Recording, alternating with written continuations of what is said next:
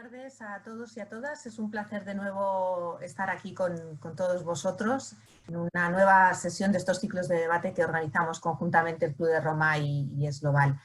Ya sabéis que hemos retomado la actividad, como todo el mundo, en estos formatos virtuales, digitales, que nos permiten no solo mantener esa actividad, sino además nos facilita estar y contar con gente que en otras ocasiones no habríamos podido por la distancia, por los tiempos. Así que lo primero que quiero es agradecer a nuestros tres ponentes de hoy que hayan accedido a participar en esta conversación.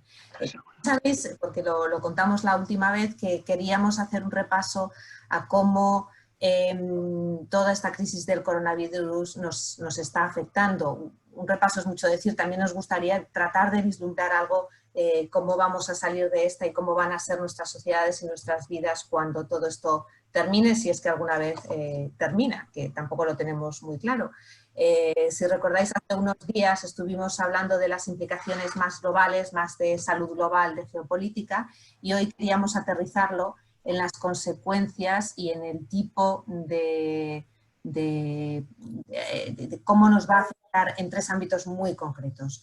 Uno es el del trabajo, otro es el de las ciudades y otro es el de la forma que tenemos de consumir y de relacionarnos con la producción y con los bienes y servicios que tenemos a nuestro alrededor.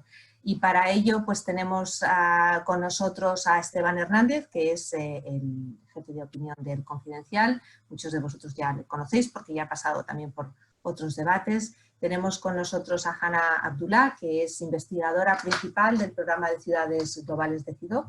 Y tenemos con nosotros a Carlota Mateos, que sustituye a Elena Herrero. Carlota es fundadora de Rusticae y es fundadora de Plenit, es emprendedora, es una visionaria en los campos en los que ella está y conoce de primera mano cómo nos está afectando esa transformación de antes del COVID, por supuesto, y también cómo están cambiando algunos hábitos en estos últimos meses. Lo voy a dejar aquí, solo anunciaros que la siguiente sesión que tenemos prevista es el próximo lunes, en donde no queremos hablar del coronavirus, o sí, pero de otra manera muy diferente. Lo que queremos hacer es analizar el resultado del Consejo Europeo que tendrá lugar esta semana, el 17, el 18 y el 19, y ver finalmente cuál es la respuesta que está dispuesta a dar Europa ante toda esta crisis. O sea que sí vamos a hablar del coronavirus, pero de una manera de nuevo más política y económica, pero luego a continuación, en el siguiente debate que organicemos, queremos retomar esto, cómo nos está afectando en nuestras vidas, y ahí abordaremos campos como la educación o la propia salud. Sin más demora, os dejo con José Manuel, que va a moderar este debate. Muchas gracias de nuevo a los tres y muchas gracias de nuevo a todos los que estáis ahí al otro lado. Pues muchas gracias, Cristina. Muchas gracias, por supuesto, a nuestros ponentes. En el caso de Carlota, no solo acortamos distancias, sino que acortamos tiempos, porque ustedes tendrán en su programa, que íbamos a tener con nosotros a Elena Herrero, pero Elena Herrero el sábado nos planteó decir, oye, esto me gusta mucho, pero creo que hay una persona que sabe más cosas de estas que yo y es más ágil, y entonces nos propuso a Carlota, y a Carlota la hemos incorporado al programa en cuestión de esta mañana. Yo creo que hemos cerrado tu intervención. No es un caso de, ahora que no se llevan los toros, no es un caso de los sobresalientes taurinos que actuaban cuando habían cogido al torero anterior. En este caso Elena está muy bien y la vamos a seguir invitando, pero te agradecemos, Carlota, la celeridad con que hemos podido cerrar este tema. Deciros también que Cristina habla de las jornadas que tenemos, el capítulo con Es Global, ya ha hablado de la del día 22 y de la del día 29, pero tenemos el miércoles que viene una sobre el tema de la posverdad. Es un tema que surgió también al hilo de los comentarios que está viendo de hasta qué punto las redes se llenan de informaciones, algunas disparatadas, otras acertadas, pero lo cierto es que estamos viviendo un momento y hemos querido hacer esta jornada también como un prólogo de otras que haremos más adelante sobre ese tema y sobre las repercusiones que ello tiene en la conformación de la opinión pública y en las propias vidas políticas.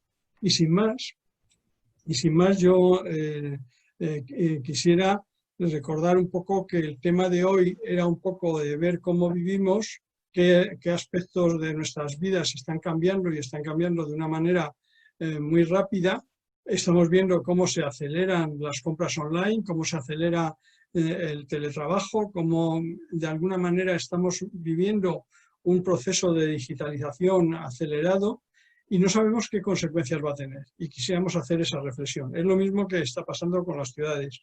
Nosotros y me lo habrán oído ustedes alguna vez, nosotros hemos tenido siempre muy claro el dilema entre las ciudades compactas y las ciudades insostenibles muy extensas. Sin embargo, hoy día yo creo que estamos tan abocados a decir cuáles son las ciudades saludables. Realmente podemos seguir teniendo estas macrociudades, podemos seguir yendo a una urbanización creciente. Fíjense que este tema de la urbanización creciente es un tema muy querido del Club de Roma porque está hablando de estos temas desde los años 70, cuando empezó a darse cuenta de que la curva exponencial de urbanización iba a ser verdaderamente preocupante y iba a tener consecuencias para el planeta muy serias, pero también consecuencias para los que vivimos en ciudades. Y esta mañana yo lo hablaba con Carlota, consumimos 3 horas para trabajar a lo mejor 6. Y esto tiene unas consecuencias en nuestro ánimo y en nuestra salud importantes. Yo sin más quisiera empezar planteando la primera pregunta. Si todos vosotros, si vosotros creéis que estamos cambiando nuestros estilos de vida, nuestras maneras de comprar, si entreveéis que a lo mejor nuestras maneras de viajar van a cambiar o nuestras maneras de alguna manera de ser más frugales o seguir siendo a veces tan despilfarradores de recursos y de objetos, y si estamos cerrando a la vista de lo que nos ha pasado, lo que hace 20 años se empezó a hablar como la civilización de la avería, en la cual todo el mundo nos invita a que cuando algo se rompe no tenemos por qué restaurarlo, sino simplemente cambiarlo y cambiar las piezas. Esto, por ejemplo, ahora que los coches están sufriendo la pandemia, se empezó a notar mucho cuando antes algunos, los más ancianos como yo, éramos capaces de poder arreglar un carburador. Y la sorpresa fue cuando de pronto los nuevos coches ya ni tenían carburador. Se cambiaban piezas enteras y bloques enteros sin que te enterases por qué lo hacían. Hemos abandonado la civilización de la avería, vamos a ser una civilización más frugal. En la pequeña nota que hicimos de presentación, la mención de Armani estaba relacionada con que Armani, que siempre suele decir cosas curiosas e interesantes, decía que iba a hacer unas colecciones de moda que iban a durar más tiempo que los 3 meses que duraban hasta ahora y que había que ser más responsables y serios, ¿no? Yo creo que él lo dice porque sabe que sus faldas y sus pantalones se siguen vendiendo, sean a 3 meses, a 6 meses, pero no sé si eso va a ser la pauta general que vamos a tener o vamos a seguir en esta espiral que las clases que pueden comprar, no las clases que no pueden comprar, que esas van a seguir en la misma situación de precariedad, si realmente vamos a cambiar nuestros modelos de compra y nuestros modelos de despilfarro. Y sin más, os dejo ya la palabra a vosotros en esta primera pregunta. Yo no sé quién empieza, si empiezas tú, Carlota.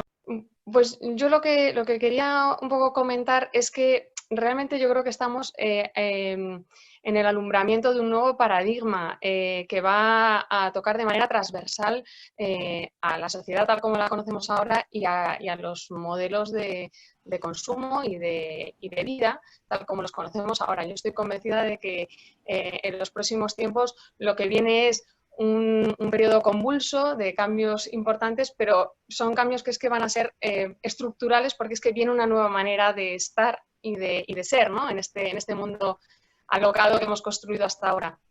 Entonces, yo creo que ya estábamos viendo unos cambios en los patrones clarísimos, que esta situación lo que va a hacer es que, claro, va a acelerar ciertos cambios que de otra manera habrían tardado mucho más en asentarse, ¿no? Y luego cuando toquemos el tema del teletrabajo, imagino que Esteban nos podrá decir muchísimo más ampliamente, pero es que había ya muchas cosas que estaban llegando y que ahora de repente es ¡pum!, el acelerón de un golpe, ¿no? Entonces, en los temas de consumo es exactamente igual. Yo creo que ahora mismo el cómo consumimos, por ejemplo, ¿no? en esta dicotomía del online, offline, lo que está claro es que para los commodities el online ya ha llegado para quedarse. O sea, yo ya no me veo ni a mí misma ni a la gente de mi entorno invirtiendo tiempo, dinero en transporte, para ir a comprar cosas que realmente es que en un clic mañana te lo traen a casa. Y esto yo creo que ya es indiscutible. Hay otras cuestiones relacionadas con el consumo que, por ejemplo, en el tema de los centros comerciales, pues quizá en nuestra generación no tanto, pero la de nuestros hijos adolescentes, desde luego los centros comerciales se han convertido no solamente en un punto de venta de productos, sino en un punto de encuentro. Entonces, todo aquello que en el consumo tenga que ver con cómo nos relacionamos, pues a lo mejor no está tan muerto como pensamos, ¿no? Y no digo con esto que el modelo del centro comercial sea un modelo a potenciar, etcétera, pero la realidad es que hay una generación que ya lo está utilizando como un punto de encuentro, más que como un punto de compra, ¿no? de bienes y servicios.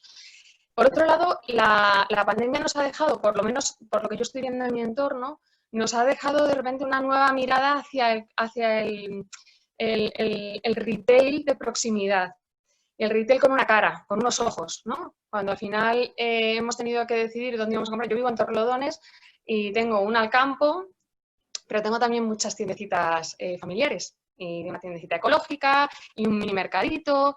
Y entonces, para mí ha estado clarísimo durante la pandemia, mis recursos se han ido sí o sí a estos sitios pequeños que me permitían, a lo mejor no era tan cómodo en el sentido de que te metes en el campo y ahí lo compras todo, pero para mí era prioritario dar apoyo a aquellos que están dentro de mi pequeña urbe con cara, ¿no? Y un nombre detrás. Entonces, yo creo que eso también ha abierto mucho los ojos a mucho consumidor de, oye, al final lo tenemos aquí, es gente, todos nos hemos sentido vulnerables y yo creo que ese poder como consumidor eligiendo dónde compro, de repente ha cobrado un sentido que hasta ahora habíamos perdido totalmente, ¿no?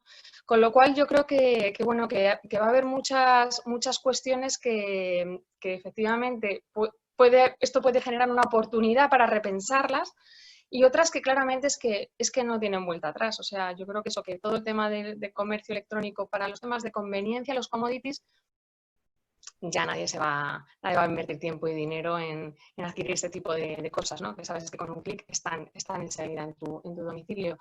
Y en el tema de los viajes, que es, por supuesto, un tema que nosotras, claro, pues hemos manejado estos 24 años en Rusticae.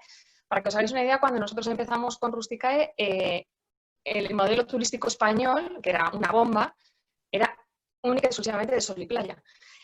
Con Rusticae, nosotros lo que hicimos a partir del 96, fue crear un modelo que volvía la mirada a la España de interior, a la pequeña hotelería incipiente en aquellos tiempos, que lo que hacía era poner justo en valor lo que la hotelería de sol y playa había abandonado, ¿no? Que era el paisaje, la gastronomía de territorio, de terruño, el silencio, la naturaleza, la herencia arquitectónica, todo aquello que tenemos tan rico en la España de interior y aquello fue un boom en los años 90. Y ese boom no solamente no ha dejado de crecer, sino que ahora, con la situación post-COVID, vuelve a ponerse de manifiesto que el turismo de interior puede ser el gran anclaje para tener un turismo rico, para que el español no dependa solamente de los viajes al extranjero, de las grandes ciudades, de los grandes destinos paradisíacos. No, es que tenemos un paraíso aquí dentro que ha sido desarrollado poco a poco en estos 20 y pico años y que tiene un valor inconmensurable. Y ahora que no queremos estar en sitios masificados, que queremos el tema de la salud que por supuesto esté bajo control, que no queremos renunciar a seguir comiendo bien, estando en sitios preciosos, etcétera. Nosotros lo que estamos viendo es que este verano va a ser un gran verano para este tipo de turismo. Y encima es un turismo no dependiente del turista extranjero, que es otro de los temas que va a asfixiar absolutamente a nuestra economía turística si pretendemos seguir viviendo única y exclusivamente o principalmente del turista que importamos y que cuando llega una pandemia como esta desaparece, se queda a cero. Con lo cual yo creo que hay muchos movimientos que ya venían desarrollándose, que ya venían presentando unos beneficios clarísimos, unas bondades clarísimas y que creo que esta situación lo que va a hacer es, de alguna manera, terminar de consolidarlo. Bien, vosotros creéis de todas formas que estos fenómenos muy locales, como has descrito y que tienen una importancia grande, de hecho, por ejemplo, todo el tema del turismo rural en nuestra sociedad hace ya muchos años que la OCDE lo reclamaba como una de las aportaciones al desarrollo agroindustrial de España, ¿no? Por este fenómeno que tú comentas. Pero esto impediría no solo el tráfico de turistas internacionales hacia acá, sino si nosotros seguiríamos saliendo hacia afuera, y el modelo de viajes con low cost y como hemos tenido hasta ahora, que ha inundado montones de espacios, no solo el Himalaya, sino otros espacios. ¿Creéis que eso puede cambiar o que nos vamos a hacer más responsables? Porque a mí me parece que el comentario que has hecho respecto al tema del comercio de proximidad, evidentemente ahora los vemos como muy necesarios, pero lo cierto es que los clips son tan atractivos que hacen que a veces nos olvidemos que algunas cosas que podemos comprar en proximidad las seguimos comprando de lejos. No sé si Ana quiere hablar y Esteban, si tenéis algo que decir al respecto. ¿Hablas tú, Ana? Sí, Ana. Tienes el micro puesto. O sea, tienes el micro desconectado, Ana. Bueno, quería apuntar algo sobre la reevaluación del consumo local. Creo que esto es un fenómeno importante que hemos visto durante las últimas semanas y creo que, claro, la compra online está aquí para quedarse y no va a bajar mucho, pero creo que hemos visto una reevaluación del tejido de comercios locales en nuestras ciudades en estas pasadas semanas. Y, por ejemplo, hay ciudades como Berlín y Londres que lanzaron durante el confinamiento campañas para apoyar a tiendas y comercios pequeños con problemas de liquidez, que lanzaron un tipo de plataforma digital a través de cuales estas tiendas podrían ofrecer sus servicios y productos con la opción de comprarlos con antelación, con vales, y serían entregados más adelante. Y creo que hay muchas personas que han seguido este tipo o que han apoyado este tipo de iniciativa porque han realizado que estos restaurantes pequeños, no sé, la peluquería que está en la esquina de tu calle, tienen un valor para ellos. Y las ciudades y los ayuntamientos han apoyado este tipo de iniciativas activamente. Has preguntado un par de veces, José Manuel, si creíamos que va a haber un cambio en las costumbres, ¿no? Que lleve a un menor consumo de recursos y a lo mejor una postura menos consumista, más frugal. Yo creo que no. En primera instancia, en algunos aspectos, por ejemplo, el desarrollo de la compra online tiene también muchos elementos vinculados con el impulso, ¿no? Y a veces lleva a consumir de más, ¿no? Y ese es un factor que debemos tener en cuenta. El otro es que los propósitos que se hacen en una situación excepcional suelen olvidarse rápidamente cuando la situación desaparece, ¿no? Y en el turismo va a ocurrir así, sí, es probable, ¿no? Es muy, muy probable que este verano hagamos un turismo mucho más local y mucho más nacional. Es probable además que tengamos otros hábitos a la hora de salir y del ocio, ¿no? por la situación en la que estamos, pero si las circunstancias regresan a la normalidad, es muy probable que en un año o 2 años todos esos viajes al extranjero sigan produciéndose con la misma, más o menos con la misma frecuencia, ¿no? Yo creo que en estos momentos que todavía estamos, digamos, detenidos, ¿no? Empezando a salir, tejemos a lo mejor propósitos que luego son complicados de llevar a efecto, ¿no? Y claro que va a haber al mismo tiempo que el comercio online se va a desarrollar, porque estos meses han supuesto un impulso enorme, ¿no? A ese tipo de prácticas, y mucha gente que no lo había hecho nunca o que no estaba acostumbrada lo hace ya con frecuencia. Pero disiento más en lo del comercio de proximidad porque va a depender en gran medida de las posibilidades de subsistencia Son negocios que van a sufrir en general, ¿no? Y por lo tanto algunos, o bastantes, ¿no? Van a estar en situación difícil y van a desaparecer dentro de un tiempo, ¿no? Bueno, en estas cosas no solamente influyen las costumbres y los hábitos, ¿no? Sino los recursos que se tenga, y si los negocios están muy dañados, esta situación tampoco les va a favorecer, ¿no? O sea que eso, deberíamos compensar, ¿no? Lo que son iniciativas, impulsos y hábitos, ¿no? Con la situación de fondo, que a veces es muy importante, si no determinante. Hay un tema en el tema del comercio online y de los comercios de proximidad, es el tema de la digitalización.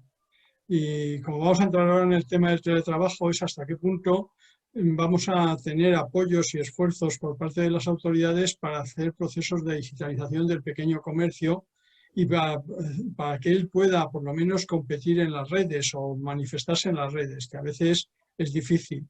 Yo creo que eso requeriría políticas públicas muy orientadas a mantener esos tejidos locales, y yo no sé si realmente las políticas públicas van a tener recursos para también llegar a ese tema, ¿no? Bueno, No sé si alguno...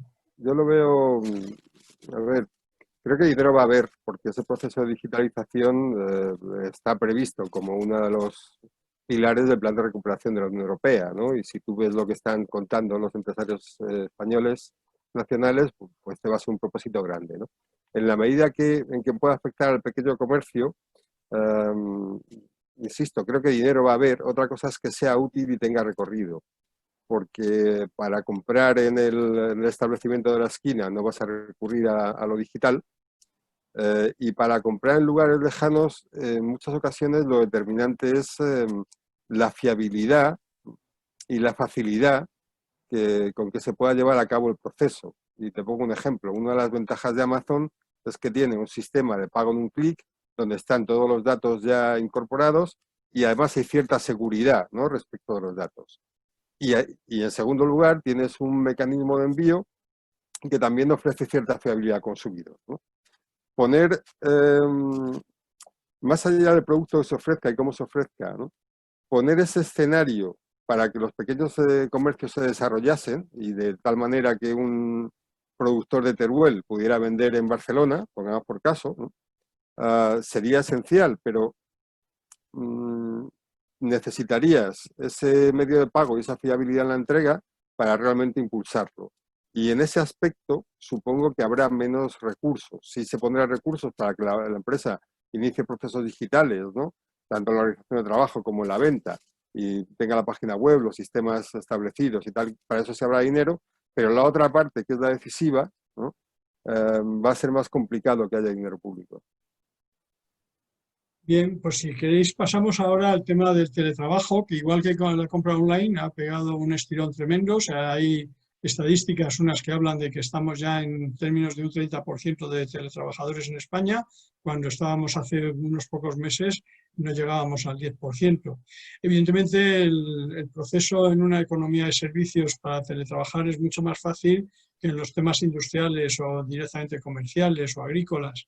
Pero lo que yo no sé es si hemos reflexionado todo lo que hay detrás de un mundo del teletrabajo. El trabajo, de alguna manera, es un medio por el cual nos relacionamos con otras personas, cómo nos desarrollamos como personas, y al mismo tiempo cómo aprendemos a través de nuestras relaciones con nuestros compañeros de trabajo de una manera casi inconsciente, y mejoramos nuestras actitudes y nuestros conocimientos y sagacidades para movernos en el mundo de la empresa.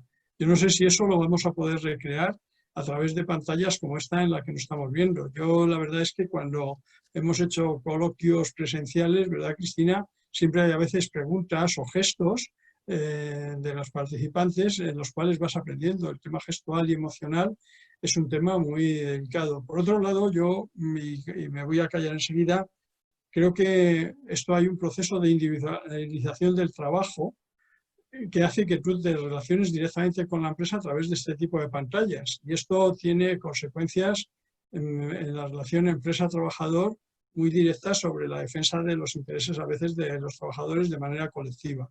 Pero yo me callo y ahora opino opinar vosotros sobre este mundo del teletrabajo, que pienso que nos va a arrollar y que vamos a estar todo el mundo teletrabajando. Incluso la administración pública dicen que van a teletrabajar, que el gobierno lo va a impulsar.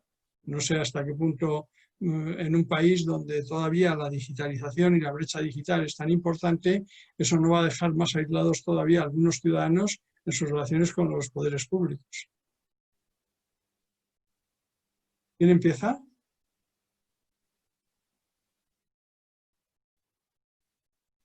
Y no me digáis que no vais a empezar.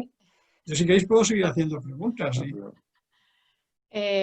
Bueno, yo un poco por mi contacto directo ahora mismo con empresas, yo no estoy ya tan en el día a día de Rusticae, estoy en el día a día de Plenit. Plenit es una empresa que se dedica a montar comedores dentro de las empresas, con comida ecológica, todo muy sostenible, etcétera, etcétera. Y claro, lo que nos hemos encontrado es que nos ha dado un varapalo espectacular esta situación, porque todos los comedores han sido cerrados, todas las sedes de nuestras empresas, que son empresas, la mayor parte de ellas digitales, están teletrabajando al 100%. Y lo que sí nos encontramos es que esta situación ha supuesto un cambio de chip a los directivos de estas compañías. Yo la interlocución la suelo llevar con recursos humanos y la verdad es que está claro que va a haber una apuesta fuerte por el teletrabajo, por lo menos a medio plazo, que hay un nivel de precaución espectacular para evitar contagios dentro de las sedes. Y entonces, claro, tengo desde empresas que se han planteado que ya no van a volver a la sede, directamente es que van a dejar la sede porque se han dado cuenta que son perfectamente capaces de desarrollar su día a día online, y otras que no, y que les gustaría volver a 100%, y otras que ya se han planteado quedarse para siempre en un porcentaje en casa y un porcentaje en las sedes.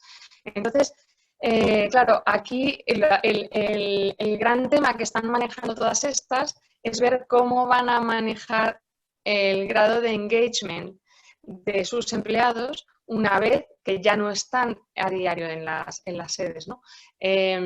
Como comentábamos esta mañana, José Manuel, yo creo que, claro, uno de los temas críticos es que al final los equipos funcionan muy bien cuando han creado unas redes basadas sobre todo en la confianza y en la experimentación de emociones compartidas, que van más allá de la cuestión técnica del trabajo que desarrollan. Entonces, claro, eso en virtual no es imposible, pero evidentemente es muchísimo más complejo de conseguir porque, entre otras cosas, no sé vosotros, pero yo desde luego en mi entorno lo que se está viviendo es una saturación de la conexión vía Zoom, Google Meetings, Microsoft Teams, etcétera, etcétera, que la gente es que no le da la vida para trabajar, solamente de reunión tras reunión. Con lo cual yo entiendo que todos estos encuentros virtuales al final están muy enfocados a resolver las cuestiones técnicas, pero ya pierdes la interacción personal. Entonces, yo creo que igual es una tendencia que viene para quedarse, pero aquí los departamentos de recursos humanos ahora mismo su gran debate es cómo hacer que la gente no se te descuelgue para seguir generando estas dinámicas en las que se van tejiendo relaciones de confianza y de emociones compartidas. Entonces, está el tema de que si voy a manejar la plantilla por turnos, entonces una semana viene una parte de la plantilla y la otra. O sea, lo de dejar para siempre en casa a alguien es como la última de las opciones, dentro de que van a mantener mucho teletrabajo. Pero está claro que hay que encontrar fórmulas para que todo eso no se pierda, porque es verdad que tiene muchísimos beneficios y que la gente en general está muy contenta de poder estar teletrabajando en general, ¿no? Porque, pues lo que comentabas antes, José Manuel, el tiempo que ya no pierdes en desplazamientos, la convivencia que comentábamos también Cristina, tú y yo antes, con tus hijos, ¿no? El poder comer a diario juntos, o sea, hay un montón de cosas que dices, bueno, esto es una maravilla, ¿no? Si logramos encontrar ese justo equilibrio, pero yo creo que eso va a ser un súper reto.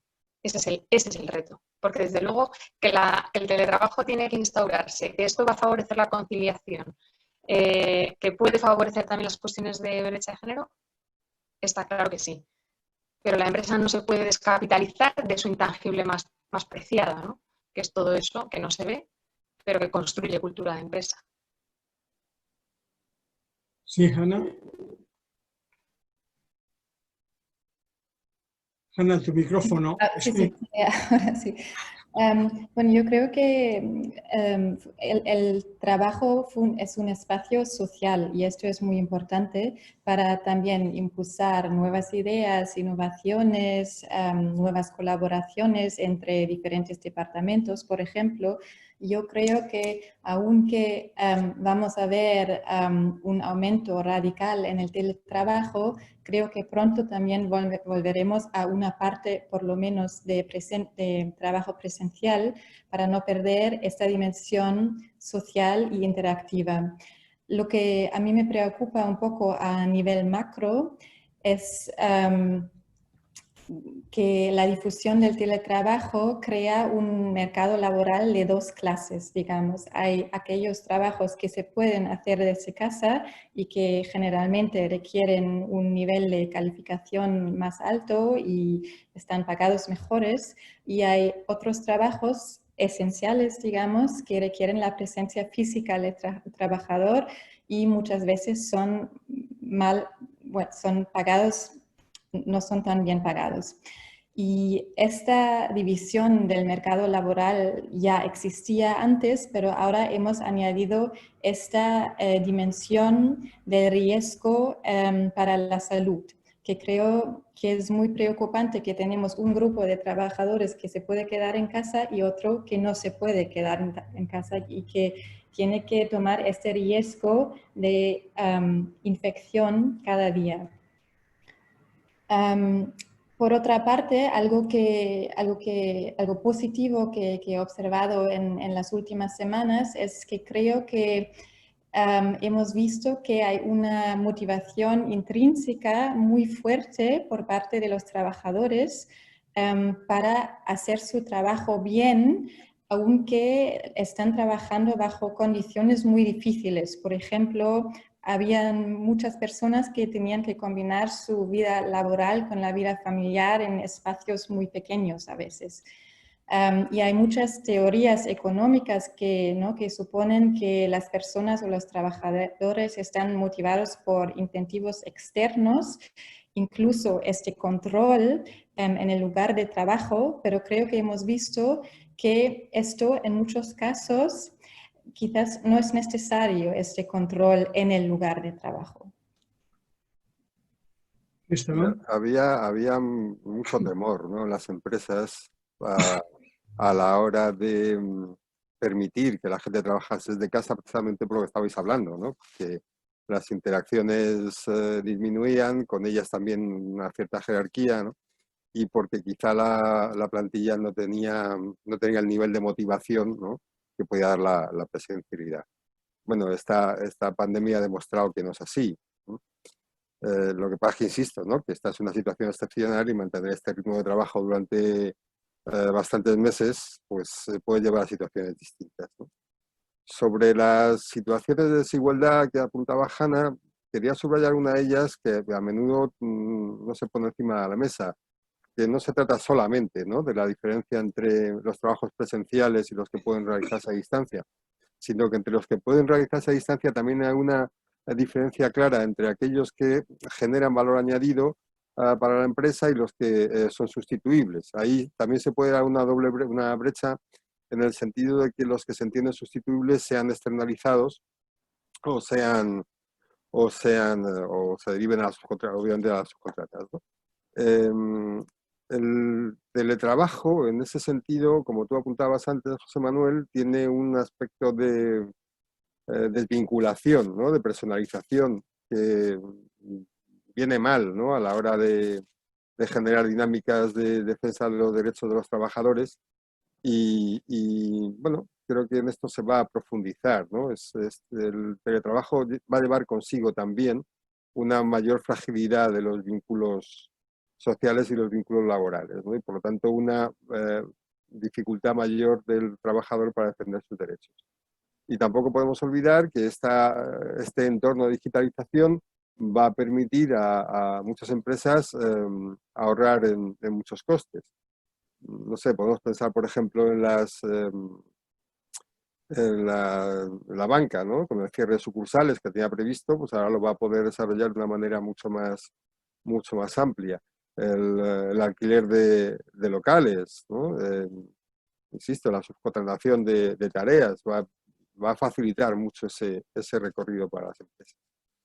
Bueno, por otro lado, también el teletrabajo, creo que a nivel personal, a nivel particular, ¿no? y si las condiciones de vida son mínimamente decentes, también nos permite estar más con la familia, manejar un poco mejor los tiempos de trabajo, no sé, interactuar, ¿no? De otra manera con distintos entornos, ¿no? Que no sean el puramente laboral. Y tiene el inconveniente precisamente de que lo haces en casa, estás con la familia y en situaciones como esta, donde los niños no van al colegio, por ejemplo, muchas familias han tenido problemas, ¿no? Entonces, habría que intentar compensar unos aspectos y otros. Y como bien decís, pues es probable que ahora las empresas no regresen al trabajo íntegramente, se vayan haciendo mediante grupos, días sí, días no, y ese aspecto quizás sí puede ayudarnos, ¿no? a compatibilizar mejor la vida personal y la vida profesional. Lo que pasa es que yo donde sí tengo algún temor más, ¿no? Es en que, como ocurre con la tecnología a menudo, la tecnología es un instrumento, puede utilizarse de muchas maneras, y tengo cierto temor a que se utilice de un modo en el que no se saque todo el partido, ¿no? Y que en lugar de aprovechar las posibilidades, genere más diferencias sociales y genere más falta de cohesión. Porque el teletrabajo es unos elementos, pero la presencia de la tecnología marca mucho esto, ¿no?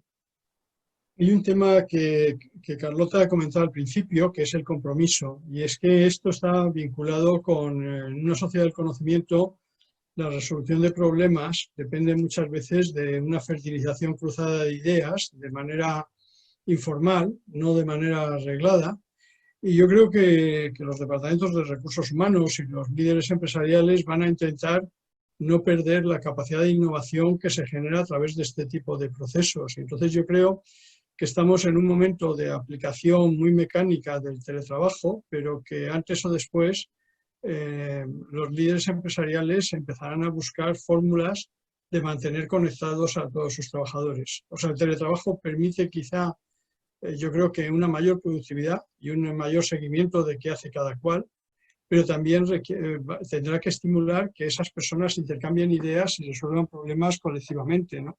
Y eso es lo que yo creo que va a poder ser la única salvaguarda para no caer en una economía donde se contrate a alguien, haga un teletrabajo y se descubra que ese teletrabajo se podría hacer desde otra latitud del planeta y llegar a una situación como a veces pasa con los centros con los centros de contestación y envío de llamadas, que no sabemos a quién nos está atendiendo y que han abaratado muchísimo los costes. Yo que vengo de un mundo que era el mundo de la telefonía, recuerdo lo que eran las operadoras, eran casi todas mujeres, por eso digo operadoras de Telefónica hace 40 años, que tenían un compromiso con la empresa muy directo y que prácticamente esto hoy día es imposible detectar en las conversaciones de los teleoperadores, ¿no? Yo por eso creo que estamos en los albores de un tema complejo, pero donde la búsqueda del compromiso y el contacto emocional y sobre todo el intercambio de la gente para abordar nuevas ideas y alumbrar nuevas ideas va a ser decisivo para la pervivencia del teletrabajo y no caer en una economía de bolos, como hemos puesto en el papel inicial, y que a mí me preocupa muchísimo, porque claro, en la economía de bolos habrá unos que les paguen mucho por hacer unos bolos, pero habrá otros que vivirán en una situación de precariedad absoluta, ¿no? Sí, creo que este aspecto, digamos, de potenciamiento de las capacidades intelectuales y de la innovación a través de la interacción colectiva es muy difícil realizar a través del teletrabajo puro y duro, ¿no? Date cuenta, en primer lugar, ¿no? Que el teletrabajo lo que está produciendo es una carga burocrática enorme. O sea, tenemos que hacer la misma tarea 6 o 7 veces, ¿no? Por ejemplo, a la hora de comunicarte con distintas personas y ponerte en relación con ellas, cuando en una oficina lo haces de manera presencial y con una sola transmisión de información vale, ¿no? Pero sobre todo, como tú bien apuntabas, hay un elemento de diálogo, de conversación, de intercambio, que es muy, muy difícil hacer por una vía no presencial, ¿no? Por eso te decía antes que creo que va a compatibilizarse el teletrabajo con con una presencia relativamente habitual en los centros, porque si no va a ser complicado que ese nivel de interactuación se mantenga. Esto nos ha servido, ¿no?, para un tiempo concreto y una situación de emergencia, donde todo el mundo ha reaccionado, pero es útil para una situación de emergencia, no como normalidad, ¿no? Y yo creo que ese aspecto, a la hora de mantener la motivación, de innovar, de tener nuevas perspectivas, tiene que tener un componente presencial seguro, ¿no? Bien, pues si os parece pasaríamos ahora a la parte final, que es el modelo de ciudades en las que estamos, en las que teletrabajamos, y donde hemos hecho mención a la movilidad, a los costes de tiempo que supone llegar a los lugares de trabajo, que ahora nos estamos ahorrando, pero quizá a lo mejor lo que esto nos va a obligar es a repensar el tipo de ciudades que tenemos, ciudades donde son muy fáciles las aglomeraciones, en los transportes o en coincidir en determinados lugares de la ciudad, y si eso va a poder evolucionar de alguna manera distinta. Y en eso, Hanna, tú eres la que quizá deberías de empezar, porque Carlota yo la veo más en el mundo rural que en el mundo urbano. O sea que, teniendo en cuenta, y lo digo, que volveremos sobre los temas de lo rural y volveremos sobre los temas de lo urbano. O sea que no intentemos agotarlo todo en estos 10 minutos, cuarto de hora que nos queda. Sí, creo que, bueno, esta crisis ha puesto en cuestión nuestro futuro urbano radicalmente. Y sobre todo lo que ha puesto en cuestión es este paradigma de la densidad urbana, que durante las últimas 2-3 décadas se había establecido como, digamos, el leitmotiv o la receta para el crecimiento o desarrollo sostenible. Porque la densidad no solo impulsa la innovación y el desarrollo económico y el empleo, sino también facilita abordar retos globales como el cambio climático, en el sentido de que reduce las emisiones, el consumo energético, etc. Y desde esta perspectiva se ha visto la urbanización intensa que hemos visto durante las pasadas décadas como una oportunidad. Pero lo que ha pasado ahora con el coronavirus es que la densidad se ve como un problema, porque significa contacto humano que puede acelerar la propagación del virus o otras enfermedades infecciosas.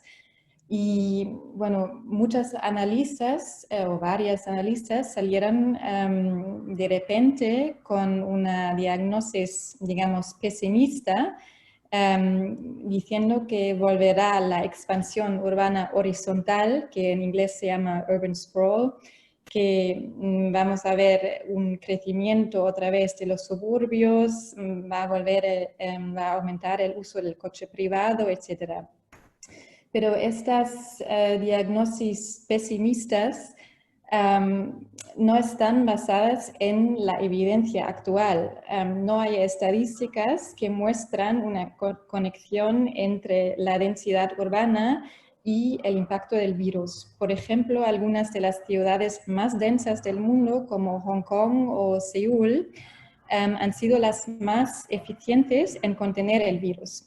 Y por otro lado, algunos pueblos en la región de Lombardía han sido igual o más afectadas por el virus como la ciudad de Milán.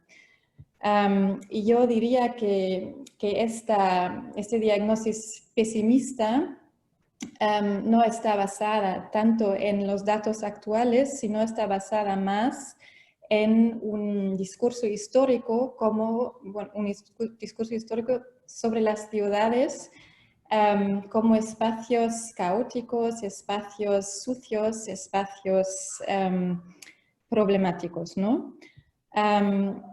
Y bueno, de hecho, los datos que indican es que la propagación del virus no tiene que ver tanto con la densidad urbana, sino más con la provisión o la falta de la provisión de servicios públicos, con desigualdades de ingresos, etc.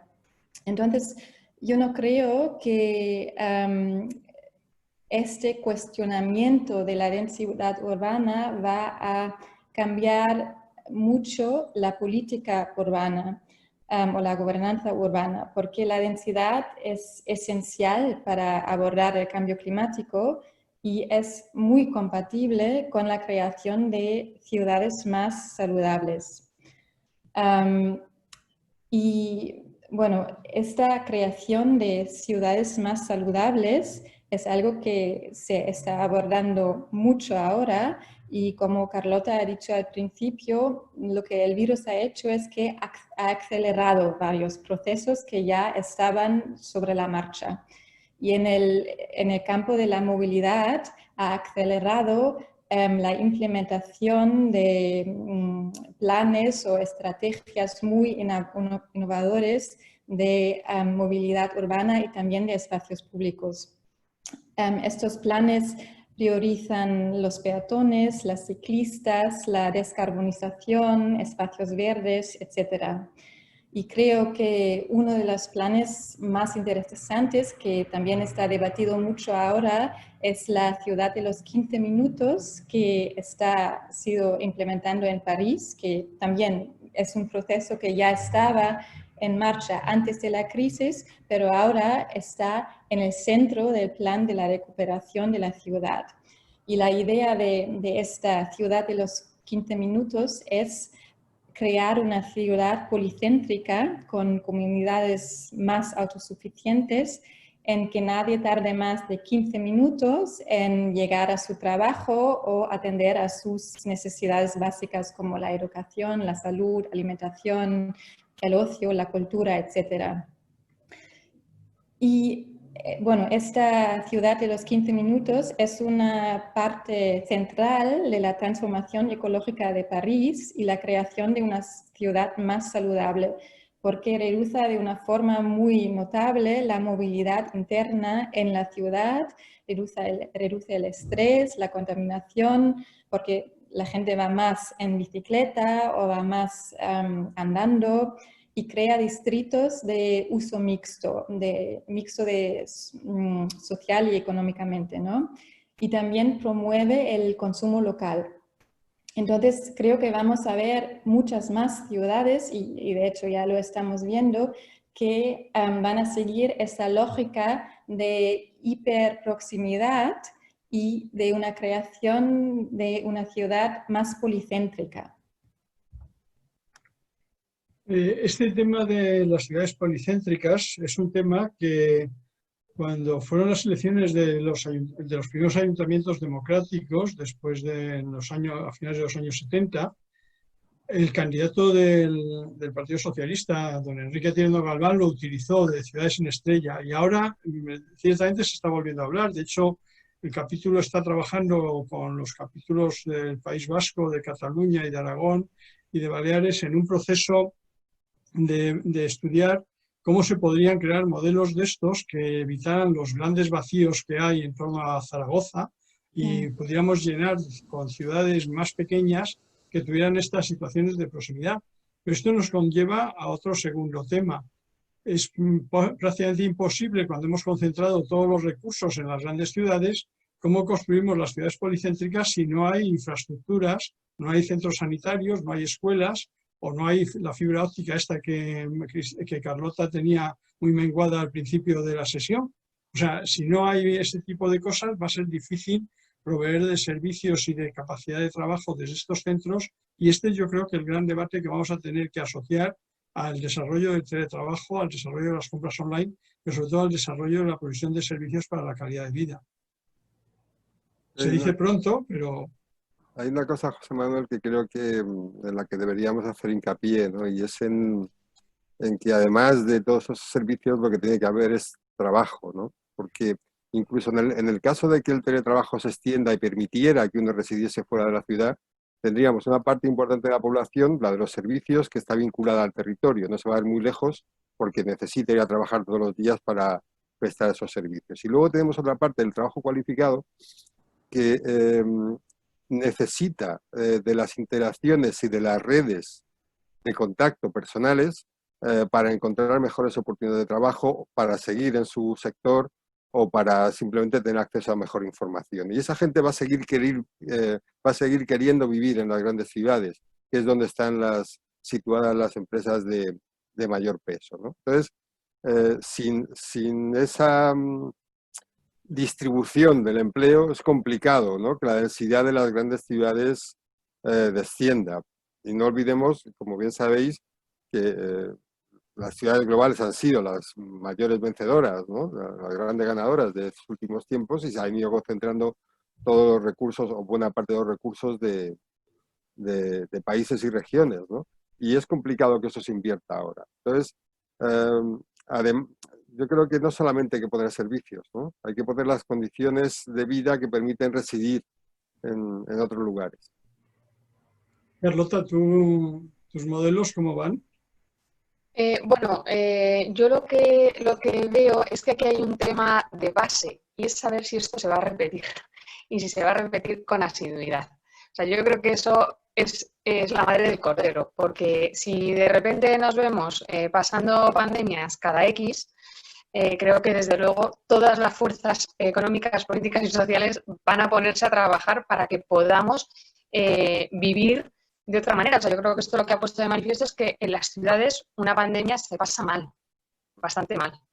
Y más si vives en un piso, si estás con niños pequeños. O sea, yo creo que aquí hay muchas familias. O sea, ya había antes de todo esto yo creo un cuestionamiento del modelo tan abocado a la gran urbe, porque hay gente que a día de hoy no se puede permitir vivir en Madrid o en Barcelona o en las grandes ciudades. El coste de vida ha ido subiendo tanto. Los salarios, por el contrario, vienen muy mermados desde la última crisis. No hay un repunte salarial importante, sin embargo, el coste de vida sigue subiendo. Ya empezaba a haber ahí un problema de qué va a pasar con toda esta gente que es mileurista raspado y que de verdad es que no puede vivir con ese dinero en la ciudad, y que en el momento que una de las dos personas de la pareja pierde el empleo es que está absolutamente en entredicho su capacidad de seguir viviendo en la gran urbe.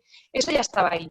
Si a esto le sumamos el efecto pandemia, y si de repente en otoño tenemos otro rebrote, o dentro de 3 años viene otra pandemia de otro virus, en fin, yo creo que ahí es que clarísimamente se van a juntar demasiadas cuestiones que van a obligar a que el modelo no pase solo por la concentración de ciudadanos en las grandes urbes. Con lo cual yo creo que el efecto repetición va a marcar muchísimo la agenda, y sobre todo la agenda política. Pero lo que va a afectar a los servicios urbanos actuales está clarísimo, y yo creo que va a afectar a que de alguna manera repensemos cómo tenemos distribuidos los recursos para los servicios de trabajo a lo largo del territorio, porque el problema es que, por ejemplo, la fibra óptica en España, que está muy difundida, que llega a un 80% de la población tiene posibilidades de acceso, hay un 20% que es que ni la tiene ni se la espera, como esto siga igual. O sea, o aceleramos eso, tenemos unas desigualdades territoriales muy importantes, no solo aquí, sino prácticamente en todos los países avanzados. Yo no sé si eso, Ana, vosotros lo estáis estudiando, o cómo París quiere resolver lo de la ciudad de 15 minutos. ¿Puedes repetir esa cuestión? No te entendí muy bien. Sí, o sea, estamos hablando de ciudad de 15 minutos. Quiere decir eso que yo puedo crear dentro del propio París una serie de multicentros a los cuales asociar a una serie de trabajadores y de empresas y que estas vivan en ese. Pero realmente la ciudad de París tiene una red tan trabada de que puede crear multicentros, o no lo tiene todo excesivamente concentrado en la centralidad en la isla de Francia. Sí, claro. Esta creación de una ciudad policéntrica requiere la colaboración con varios stakeholders, ¿no? También con el sector privado, para que empresas mueven a estos distritos más marginales o a otros distritos que tradicionalmente no están áreas de business, ¿no? Pero yo creo que hay en marcha, estamos viendo muchas colaboraciones entre el sector privado y las ciudades en la planificación de las ciudades.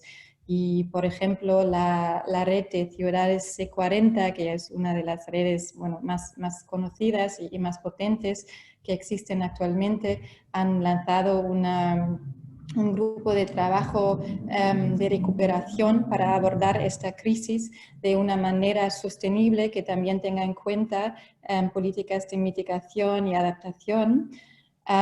Y adentro de ese grupo hay ciudades pioneras, esto es cierto, y ciudades bastante ricas que están colaborando en la formulación de estas respuestas más sostenibles, más innovadoras, que no solo intentan responder a la crisis actual, sino utilizarla como una oportunidad para crear comunidades urbanas más sostenibles. Y esto es cierto que va a querer la colaboración con el sector privado, con la sociedad civil, con el sector de conocimiento, y es un proceso muy largo, no es algo que va a pasar en 2 o 3 años, esto va a tardar décadas, pero creo que esta crisis ha acelerado la implementación de estas ideas que ya se ha discutido desde hace muchos años, pero la implementación todavía ha sido muy puntual y ha sido bastante lenta.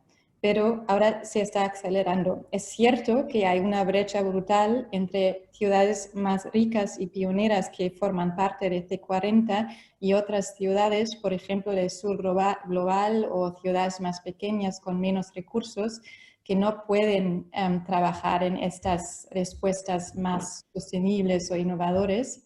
Y el reto en los próximos años será trasladar o compartir estas soluciones más pioneras que están formuladas en redes como C40 y llevarlas a estas áreas urbanas más marginales con menos recursos.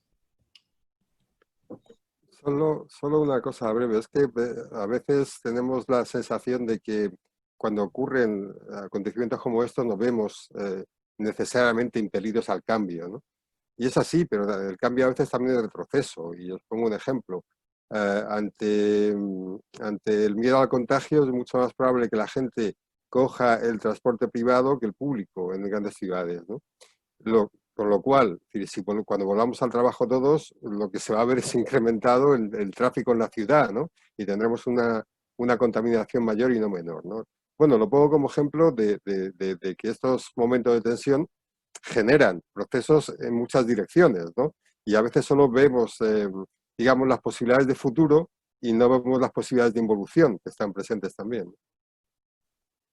Sí, el problema es que estamos en una situación muy crítica y además muy compleja, porque tenemos que ver muchos planos, muchas interacciones entre sectores, entre situaciones reales y deseos.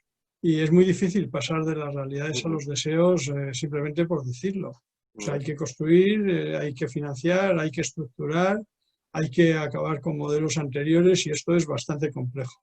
Esto un compañero nuestro del capítulo lo refiere muy claramente. A veces tendemos a creer que esto lo podemos resolver con planes al viejo estilo, cuando realmente el dinamismo y la complejidad que tiene obliga a tener un pensamiento mucho más sistémico, mucho más holístico y mucho más complicado de gestionar, ¿no?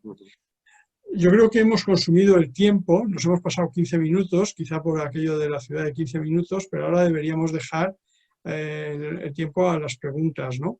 Tenemos varias preguntas que han ido llegando a través del chat. Algunas de ellas hacen referencia a un tema que queremos tratar, que es el tema de las economías malvas, que esta mañana hablábamos Carlota y yo en el momento que hemos estado hablando. Las economías malvas, la primera vez que yo oí hablar de estas economías del cuidado, fundamentalmente, y de servicios muy personales, como puede ser un peluquero o alguien que te ayuda con una persona mayor, aparecen en la literatura, que yo recuerde, allá por los años 80 en un libro de Charles Handy, de un gurú de entonces, que al hablar del futuro del trabajo decía que íbamos a un mundo mucho más tecnologizado, donde curiosamente necesitaríamos menos ingenieros y más personas dedicadas a temas de limpieza, a temas de restauración, a temas de realmente una economía más directamente cercana a las necesidades de las personas, ¿no? Este tema ahora se ha vuelto a ver claramente, o sea, los servicios esenciales han dependido mucho más de estas personas que de otras personas que pueden teletrabajar. Estos servicios son claramente directos. Nosotros ese es un tema que queremos abordar ese tema con el tema de cómo está evolucionando la demografía, qué papel tienen los ancianos, qué papel le hemos dejado en nuestra sociedad, o si realmente es una sociedad que se va a preocupar también por unos ciudadanos que siguen siendo ciudadanos, aunque sean mayores. O sea, y sin embargo les quitamos el carnet de ciudadanos y creemos que son personas que no cuentan para la vida colectiva cuando son muy importantes. Y luego el otro tema es el tema de la innovación. Nosotros en principio vamos a dedicar algún ciclo a cómo generamos innovación e investigación en este momento, pero ahora mismo el problema que tenemos frente a nosotros va a cambiar nuestras vidas en los próximos meses, o vamos a volver a la rutina anterior, a las ciudades congestionadas, a seguir diciendo que era mejor vivir en una ciudad policéntrica, pero sin tener visos de conseguir ese policentrismo. Yo no sé si queréis contestar vosotros alguna de estas preguntas.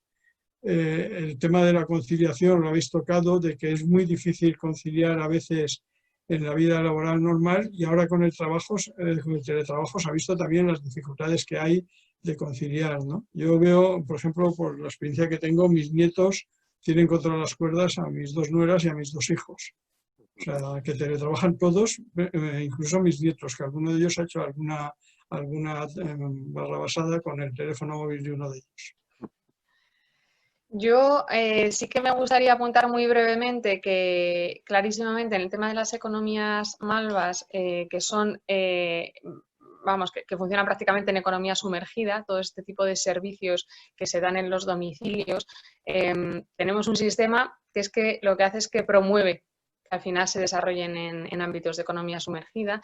Y comentaba con Javier Benavente de Atares, ¿no? Qué importante es mirar los best practices de otros países que ya están regulando todo este tema, y que en España, desde luego, creo que ahí tenemos una asignatura pendiente tremenda, ¿no?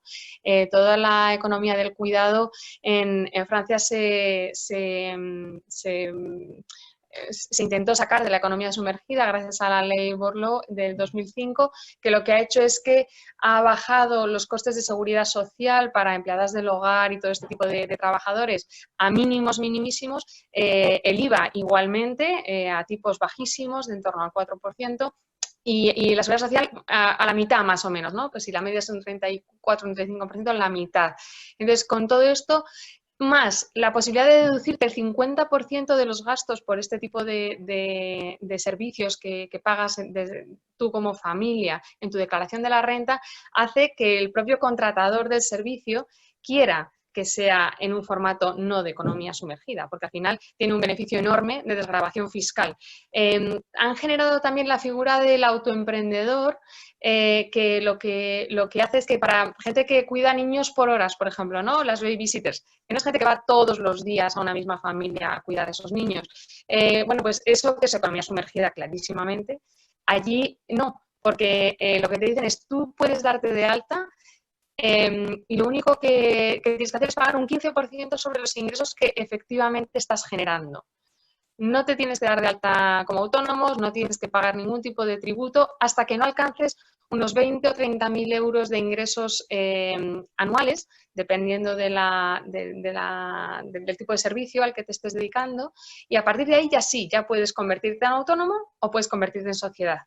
Pero yo creo que ahí es un modelo que está funcionando fenomenal, que ha conseguido sacar más de 2 millones de gente de la economía sumergida, y ha dado más dignidad en la cuestión salarial, en la cuestión de protección de derechos del trabajador. Ha evitado el gran riesgo que corres en tu familia si de repente pasa algo con esa persona dentro de tu casa, que es que te puede arruinar tu economía familiar. Entonces yo creo que es muy interesante que también se empiece a hacer un poco de estudio de qué se está haciendo, ¿no? en otras zonas del mundo, y aquí en este caso es que son los vecinos. Con lo cual yo creo que es muy importante que a esta economía malva, que hoy por hoy es economía sumergida en un altísimo porcentaje, se le preste atención, porque esa economía malva es la que nos va a dar posibilidad de cerrar más rápidamente la brecha de género y de poder conciliar mejor. Y eso yo creo que con la pandemia lo hemos visto clarísimo, con el confinamiento. O sea, es fundamental podernos dotar de este tipo de servicios que hoy por hoy solo se los puede pagar la gente que tiene medios económicos suficientes para poder tener, si lo quieres hacer bien, para poder tener a alguien en casa con su seguridad social, etcétera, etcétera. Es que no hay igualdad de oportunidades en ese sentido, porque las familias no pueden abordar tanto gasto para poderse proveer de esos servicios. Bueno, como veis, hemos empezado ya a hablar de algunas brechas. En las preguntas que nos están llegando han llegado otras sobre la brecha digital. sobre el tema de que evidentemente cuando te separas un poco de estas ciudades que no son policéntricas, sino que son unicéntricas, resulta que la fibra desaparece. Desaparece y eso lo vemos con el gran vacío que hay entre Madrid y la costa. O sea, tenemos grandes áreas donde no existen esta capacidad de teletrabajar, de conectarnos, de vernos de esta forma, ¿no? Y al mismo tiempo, la dotación de los servicios se ha concentrado en estas grandes ciudades, lo cual facilita, y esto lo veremos en la sesión próxima, hasta qué punto la educación online, de la cual habrá que hablar, porque ha generado una brecha, se ha manifestado la brecha digital en la educación online, dependiendo de qué tipo de familias y en qué tipo de circunstancias, ¿cómo lo vamos a resolver? O si no estamos creando ya desigualdades digitales desde los inicios. Lo mismo pasa con el tema del acceso a los servicios sociosanitarios. O sea, es sorprendente que nosotros que vivimos en Madrid o que algunos estáis en Barcelona, pues ahí quizá la dotación de servicios sociosanitarios es más alta, pero hay zonas de nuestra sociedad que no tienen estas disponibilidades y esta accesibilidad a los servicios. Y pasa lo mismo también con las viviendas. O sea, las viviendas al final hemos hecho unas ciudades tan densas porque realmente el precio de la vivienda es el que es y las viviendas son pequeñas y entonces no permiten ni la conciliación ni un teletrabajo adecuado. Como veis, tenemos montones de preguntas. No sé si alguien quisiera añadir algo, porque yo estoy intentando resumir las múltiples preguntas que han llegado, pero no sé si me he comido alguna. No sé, Cristina, si tú has podido verlas y me he olvidado de alguna. Hay un tema sobre el mundo rural como lugar de esparcimiento de los habitantes urbanos y cómo se organiza y qué servicios debe comprender. Yo creo que yo que llevo confinado aquí desde primeros de marzo, yo estoy deseando volver al pueblo de mis padres y evidentemente el primer servicio es que me dejen llegar, porque a lo mejor como son muy pocos se dan cuenta que he llegado y me expulsan, no me dejan entrar. No sé si sobre esos servicios del mundo rural, Carlota, tienes algo que decir. Bueno, mi teoría es que el mundo rural solo es viable si da servicio a la ciudad. Y yo creo que los dos grandes pilares de desarrollo que tiene el mundo rural es el turismo y la agricultura ecológica. Y en ambos casos el consumidor está en la ciudad, el consumidor es un urbanita. Con lo cual yo creo que ahora mismo el renacer del medio rural pasa mucho por el binomio campo-ciudad. Con lo cual, y de hecho yo mis negocios los he enfocado siempre así, o sea, yo soy una enamorada del medio rural español. O sea, se me saltaban las lágrimas leyendo el libro de la España vacía de Sergio del Molino, ¿no? Y entendiendo por qué nuestra España rural está vacía, que creo que es una lectura maravillosa y súper recomendable para cualquiera que quiera entender por qué los españoles somos como somos. Y la verdad es que mi compromiso con el medio rural es total, pero entiendo que tampoco hay tantas vías para articular un futuro para una España rural que a día de hoy está absolutamente abandonada. Abandonada también, como decía Esteban, ¿no? que es que no hay medios. Entonces, a ver si de verdad este movimiento contra la España vaciada que parece querer apuntar el gobierno actual se concreta en medidas que de verdad de opciones reales. Nosotros, por ejemplo, con nuestro negocio, lo que estamos intentando en la fase 2 del negocio es crear producción local en esas comarcas de la España vacía, porque lo que queremos es crear puestos de trabajo que ayuden a que la gente que quiera quedarse pueda quedarse. Que es que hay gente que quiere vivir en el medio rural y no tiene de qué vivir. Entonces yo creo que pasa porque la demanda del urbanita sea potente en todo aquello que el medio rural puede ofrecer. Bien. Ana, ¿querías añadir algo o Esteban? No sé si queríais añadir algo vosotros de cierre ya. Sí, Ana, lo que pasa es que veo que tiene el micro puesto. O sea, Ana, no, ahora ya puede hablar. ¿Querías decir algo, Esteban? No, creí que ibas a hablar tú. Bueno, yo creo que Cristina tiene toda la razón entre la conexión íntima y la dependencia muy íntima entre el mundo rural y el mundo urbano. Y yo creo que lo que hay que reforzar, por ejemplo, para apoyar las zonas o áreas rurales alrededor de la ciudad es, por ejemplo, la economía de proximidad. Y en este sentido, el sector de la agricultura, de la alimentación es crucial. Y creo que Carlota también lo mencionó.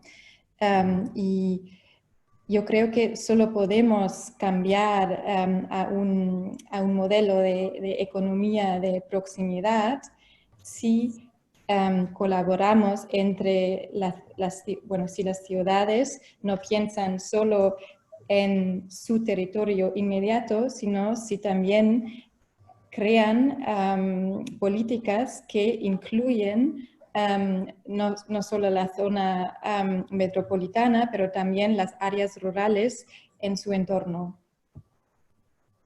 No sé, yo quizá aportar una visión, no sé, un poco más descarnada o desnuda, ¿no? Yo creo que la gran brecha está entre los que tienen y los que no tienen, ¿no?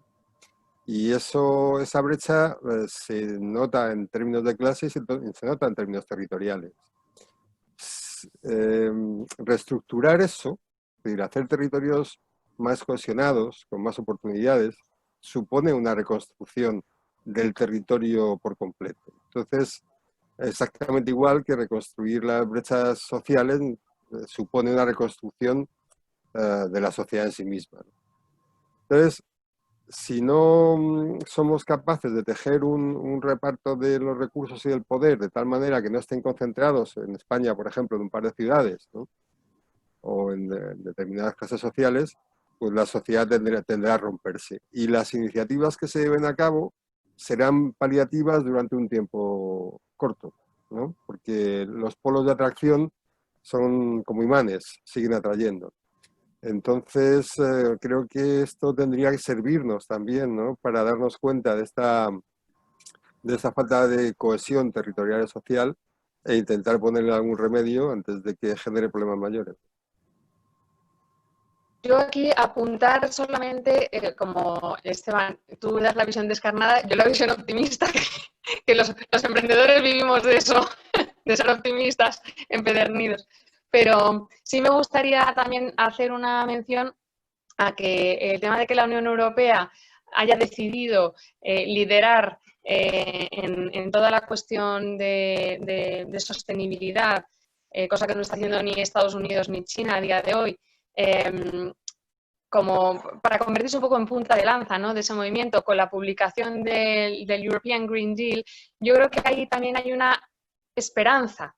Porque si Europa realmente empieza a poner en la agenda esta cuestión, y esto afecta directísimamente a la vida en el medio rural, yo creo que hay esperanza, porque entonces los gobiernos se van a ver obligados también a acelerar su generación de políticas hacia el medio rural. Con lo cual yo quiero pensar que estamos mejor, por lo menos en intención, y en cómo se está poniendo en la agenda esta cuestión que hace unos años, y espero que eso efectivamente los gobiernos sean capaces de bajarlo hasta abajo, y entonces también los emprendedores puedan dinamizar con propuestas reales y totalmente atadas al terreno, fórmulas que vayan cambiando este paradigma de lo que es la España vacía en el medio rural. Es que las iniciativas individuales las entiendo imprescindibles, ¿no? Es decir, buscar soluciones a situaciones complejas creo que es algo que casi todos intentamos hacer, unos con mayor suerte y otros con menos, ¿no? Lo único que quiero subrayar es eso, que si las condiciones son buenas, pues un mayor número de iniciativas termina concretándose positivamente, ¿no? Y si son malas, pues un mayor número de iniciativas fracasan. Entonces creo que el contexto requiere, ¿no?, de un escenario que potencie lo que existe, ¿no?, y en lugar de ponerle freno, ¿no? Y bueno, pues a ver si es verdad que esto sirve para que cambiemos algo, ¿no? Bueno, pues yo creo que estamos en hora. Nos hemos atrasado 15 minutos, como siempre, ¿verdad, Cristina? Nunca ponemos siempre una hora, pero siempre nos vamos un poco más adelante. Agradeceros a todos vuestra participación, también a las personas que nos han acompañado en esta vía, que no les podemos ver, pero que les agradecemos enormemente que se conecten con nosotros. Invitarles a que, si tienen un momento, vean la sesión que vamos a hacer sobre posverdad el miércoles. y nos veremos hablando de la Unión Europea, de esta Unión Europea del Green New Deal, del efecto Hamilton, ¿verdad, Cristina? Si realmente llega o no llega, y si esa Europa quiere encontrar modelos que vuelvan a devolver la esperanza en el desarrollo humano y que pues sirvan de modelos para un mundo que está muy dislocado y donde las desigualdades crecen por doquier, ¿no? Y la tecnología no solo a veces no las mitiga, sino que a veces las estimula y las afianza. Y vamos a ver si entre todos trabajamos por tener un mundo mucho más solidario y mucho más sostenible. Y al mismo tiempo que sea mínimamente viable económicamente para poder seguir viviendo en él. Como veis, ahora que le han dado el premio Princesa de Asturias a Rodri, el trilema del Club de Roma, que es si es posible la sostenibilidad, la viabilidad económica y la cohesión social todo a la vez, es algo parecido a lo de la soberanía, la democracia y la globalización. No con esto es que aspiremos a que nos den también a nosotros por este trilema un premio Princesa de Asturias, pero sí es cierto que ese premio nos va a hacer reflexionar también sobre qué modelos de globalización van a ser viables para que luego los problemas locales se puedan resolver. Así que nada más, muchísimas gracias por vuestra participación y nos vamos a seguir viendo enseguida. Muy bien. Muchas gracias a todos. Gracias a vosotros. Venga, gracias. Hasta pronto. Muchas gracias. Gracias, hasta luego.